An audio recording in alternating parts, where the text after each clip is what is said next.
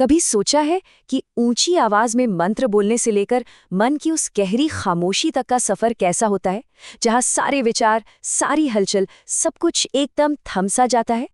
चलिए आज इसी यात्रा को जरा करीब से समझते हैं। ये एक ऐसी परेशानी है जो शायद हम सभी ने महसूस की है। जैसे ही आंखें बंद करके शांत बैठने की कोशिश करो, मन में 100 ख्याल दौड़ने लगते हैं। ये कहाँ कहाँ नहीं पहुंच जाता।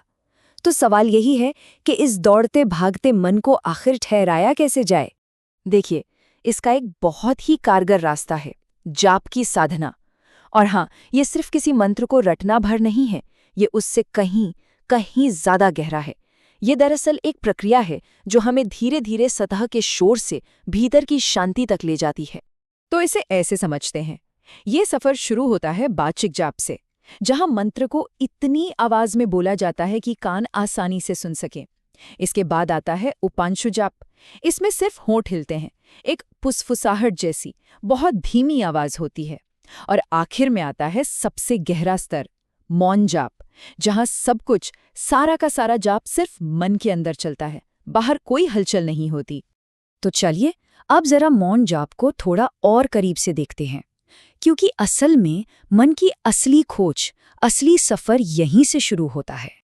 तो ये मौन जाप है क्या? बिल्कुल सीधी सी बात है, मन ही मन में मंत्र को दोहराते रहना। न होंठ हिलेंगे, न कोई आवाज निकलेगी, सारा काम सिर्फ मन के स्तर पर होगा, पूरी तरह से आंतरिक। अच्छा, तो ये अभ्यास इतना शक्तिशाली क्यों माना जाता है? पहली बात, ये मन को बहुत तेजी से शांत करता है, और दूसरी बात, ये हमारी ऊर्जा को बाहर बिखरने से बचाता है, उसे अंदर ही सहेज कर रखता है। एक तरह से कह सकते हैं कि ये मंत्र दोहराने की क्रिया और गहरे ध्यान की अवस्था के बीच एक पुल का काम करता है। ठीक है, तो अब जब ये समझ आ गया है कि ये क्या है और क्यों जरूरी है, तो अब सबसे जरूरी सवाल पर आते हैं, कैसे? इस अभ्यास को आखिर शुरू कैसे किया जाए? देखिए, प्रक्रिया बहुत ही सरल है। किसी भी आरामदायक आसन में बैठ जाएं, कुछ मिनट के लिए जोर से जाप करें ताकि एक लय, एक रिदम बन जाए। फिर धीरे धीरे अपनी आवाज को खामोश करते जाएं और उसी मंत्र को मन में चलने दें। ये बदलाव बहुत आराम से होना चाहिए, इसमें कोई जोर जबरदस्ती नहीं करनी है। हाँ, और ये बात भी है कि शुरुआत में कुछ मुश्किलें आ सकती हैं, जो कि बिल्कुल नॉर्मल है। मन इधर उधर भटके तो उसे डांटने की बजाय प्यार से वापस मंत्र पर ले आएं। अगर मंत्र भूल जाएं तो कोई बात नहीं, बिना परेशान हुए फिर से शुरू कर दें। और अगर कभी नींद या ऊंघाई आने लगे तो बस 1-2 पल के लिए आंखें खोलकर दोबारा फोकस बना सकते हैं।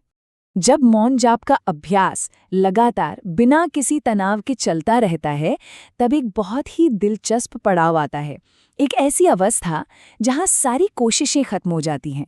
इस अवस्था को कहते हैं अजप आजप। इसका मतलब है ऐसा जाप जो किया नहीं जाता बल्कि अपने आप होता है। ये वो स्टेज है जब मंत्र आपके मन के बैकग्राउंड में खुद ब खुद चलने लगता है, ठीक वैसे ही जैसे हमारी सांसें बिना किसी कोशिश के चलती रहती हैं।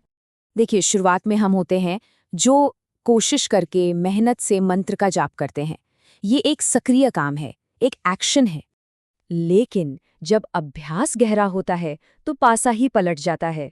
अब जाप करने वाला कोई नहीं रहता, बस एक देखने वाला रह जाता है जो उसे देख रहा है। मंत्र अपनी ही शक्ति से चलने लगता है। ये करने की अवस्था से होने की अवस्था में एक बहुत बड़ा बदलाव है। तो सबसे जरूरी बात यह है कि अजपा जप कोई लक्ष्य नहीं है जिसे हासिल करना है। ये तो बस लगातार और सहजता से किए गए अभ्यास का एक स्वाभाविक नतीजा है जो अपने सही वक्त पर खुद ही घटित होता है। इसे समझने के लिए सोहम मंत्र एक बहुत ही शानदार उदाहरण है। सो मतलब सांस अंदर और हम मतलब सांस बाहर।